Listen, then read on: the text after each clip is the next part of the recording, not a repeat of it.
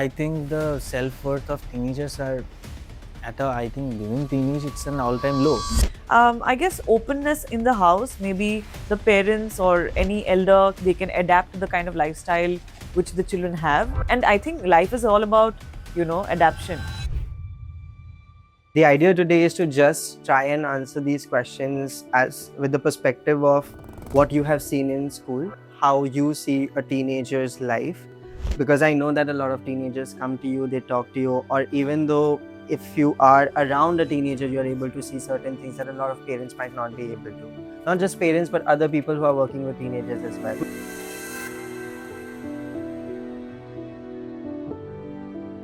We start with the first question, which is like a phone is something that has been with a teenager before school, after school, during school as well. And it has been revolving around their lives in so many ways that the emotional impact is something that not everybody is able to see.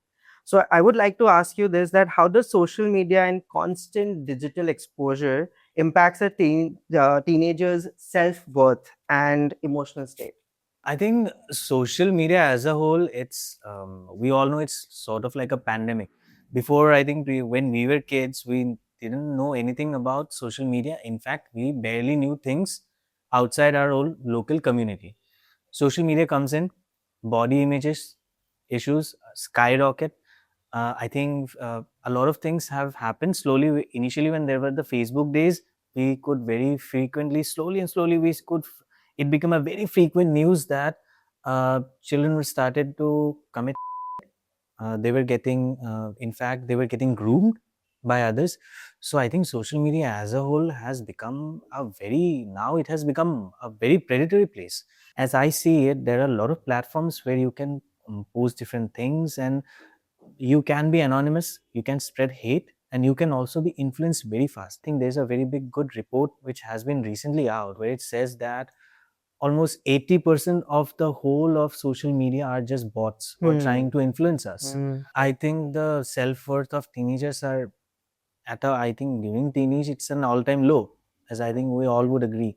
Especially I think for most teenagers, they're always doubting themselves, they want to prove themselves. And when you see someone who maybe is of the same age but is doing well on social media, because no one goes in reality to check that are they doing something really, are they there, or it's just the profile there. I think where the self-image issues, they are just now injected into the teenager's life like anything. Even during our time, we had self-esteem, self-worth issues, right?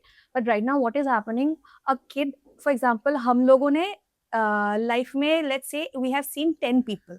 Now they are getting to see or watch videos of 1,000 people every day, right? So from there, a lot of things are coming in. When we talk about, mostly when we are talking about body dissatisfaction, they see a certain image, figure or physique, they want to get that, right? When we are talking about dressing, they want to dress in a certain way. If they are not being able to dress in that particular way, there's a comparison that happens, right? At the same time, there is a lot of bullying that happens on social media. A lot of cases are coming in. Recent case of 3 girls dying by suicide. Yes. And a lot of problems are coming from that scenario.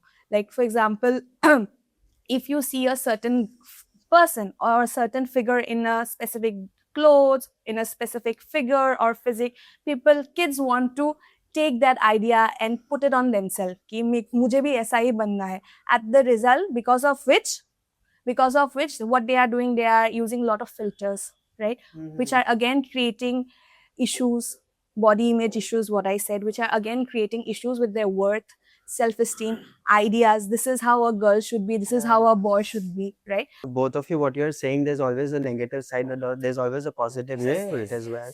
Obviously, the way that they are able to see and learn a lot of things, that is also very important because of the exposure that they get that we didn't get. So coming to you, I would really love to understand how can there can be a balance. What can a parent do or somebody who's an adult around? How can they find that balance? Again, like everything, you have pros and cons, that everything exists in this planet, right? So now I think with the negatives that are there associated with the social media platforms, there are a lot of positives which can also be taken. Now, the problem sometimes what we face with the parents is that, or anybody else, we look at social media nowadays as something which is destroying our kids. You know, mostly we associate negative kind of traits associated with social media platforms. Now, when it comes to actually letting your kids take it normally, we will also have to at home normalize things. You know, talking about it, or maybe, you know, enjoying things with our children, get to know our children, adapt with the kind of lifestyle that they're having, the lingo they're using. So I think once you do that, you can very well make your child understand the negatives of social media as well. Now, how to balance both the two is, again, of course your child is going to use social media sometimes as a recreational activity. That is a given, we all do, not just kids, but we all as adults, or you know, parents, or anybody of any age group, we take it as a recreational activity. But at the same time, social media can also be used as a good medium, where you know, students or the children can be taught that this could be also used as you know, one of the sources which will provide you something in the future. Just like you say, the influencers. Now, when we talk about the influencers, we see them again nowadays as people who are trying to influence our kids by, you know, showing them a world which is more like a facade. It's not real, and it's something to do with a very temporary kind of fix to their lives, right? But at the end of the day, these influencers are also trying to promote something themselves, maybe their work, their creativity. So if you teach the children the positive side of all of it that has been shown in the social media platform, that way I think it will be more beneficial for them to understand what is good, what is bad. Now, you can't always tell the kids that this is bad for you.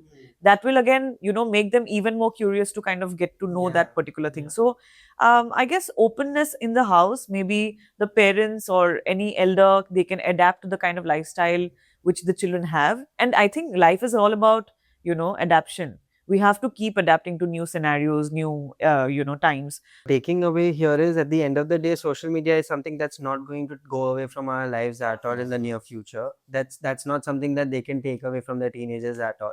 So at the end of the day, using the curiosity of the teenager to help them understand what's good and bad, letting them make those you know, decisions and actions, take those actions that helps them have that natural consequence, and also be there as a parent to help them around that. I think that's one way that a parent can obviously be there, have a conversation, and help the child to understand what's the right route or the wrong route, and let them decide. Right? Got it. You will have to guide them. You cannot expect कि बच्चा खुद ही कर लेगा. It is good to be vulnerable.